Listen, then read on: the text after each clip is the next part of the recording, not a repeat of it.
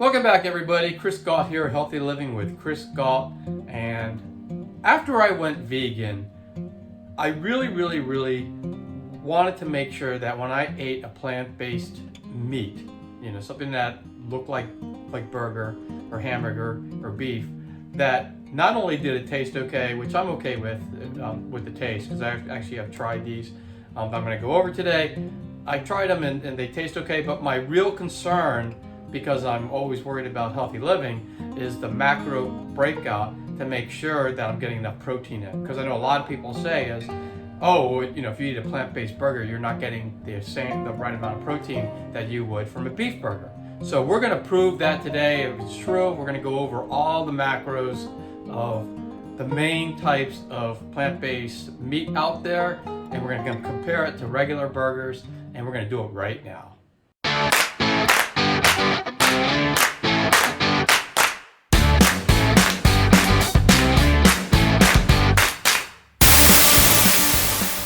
All right, and before we get into the nitty-gritty of all this, make sure that you subscribe to the channel, and that way you'll get more videos. You'll be notified every time I put out a healthy living video, and you can stay healthy and living fantastic all through your life.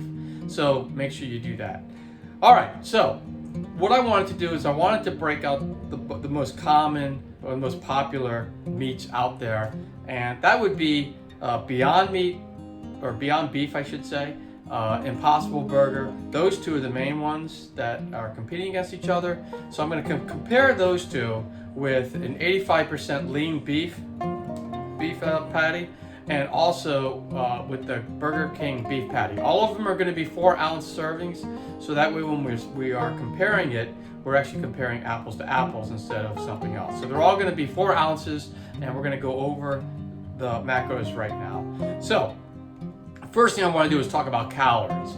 So the Beyond Meat has 270 calories in it. The Impossible Burger, you can see from the chart, has 240, and the 85% lean beef has 243, and the Burger King beef patty has 240. So if you can see, if you look at that, the calorie breakout is pretty close. In fact, it's interesting that the Beyond Meat burger actually has more calories than what the other ones have. But when it comes to Impossible Burger, the 85% lean beef, and the Burger King patty, they all pretty much have about 240 calories. It's pretty interesting in that sense. Next up is fat. So this is all in grams.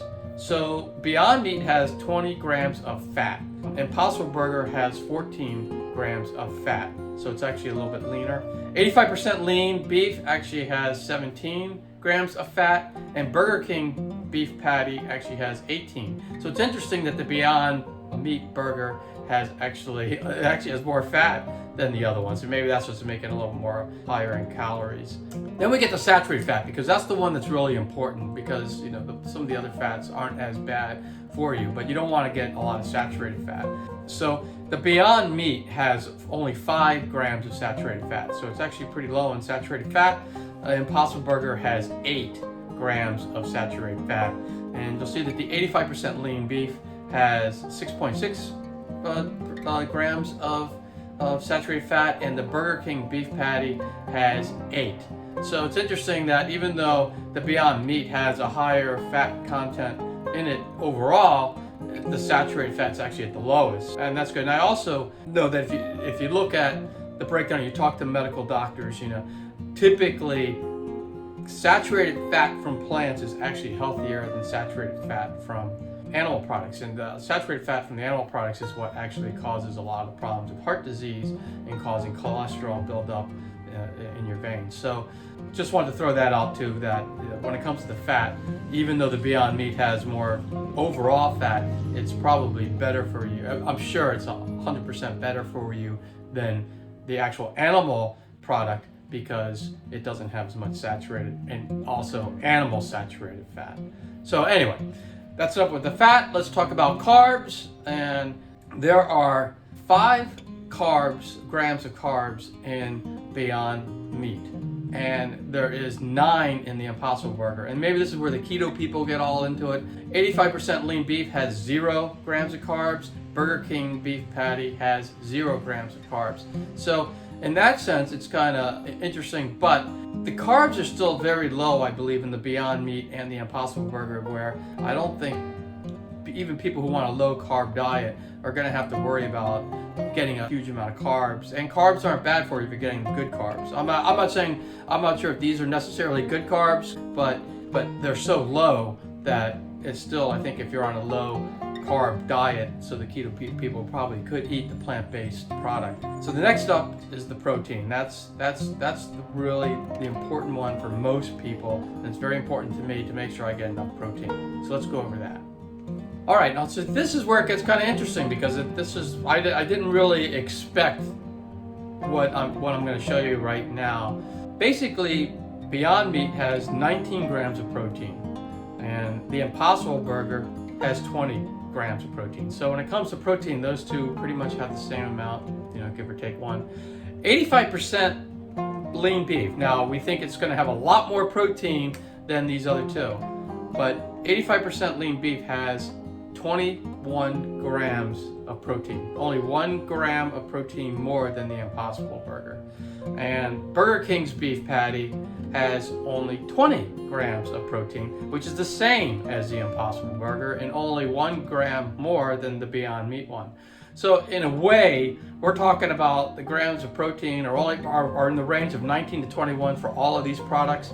So we're talking about there's really no difference in the protein when it comes to eating any of these. So if anyone comes up to you and says, well, I have to eat a real meat patty in order to get my protein in, well, they're wrong, because all 4 of these pretty much have the same amount of protein. So those plant-based burgers actually do provide that. Also, you might hear the quality protein of an animal protein is better than the protein you get in plants, but that's been debunked a lot by science. And the reason why is that the animals are getting their protein from the plants, and then when you eat the animal, you're getting the byproduct. So the only reason why the animals have the protein is because they're eating the plants, and that's where they get it from.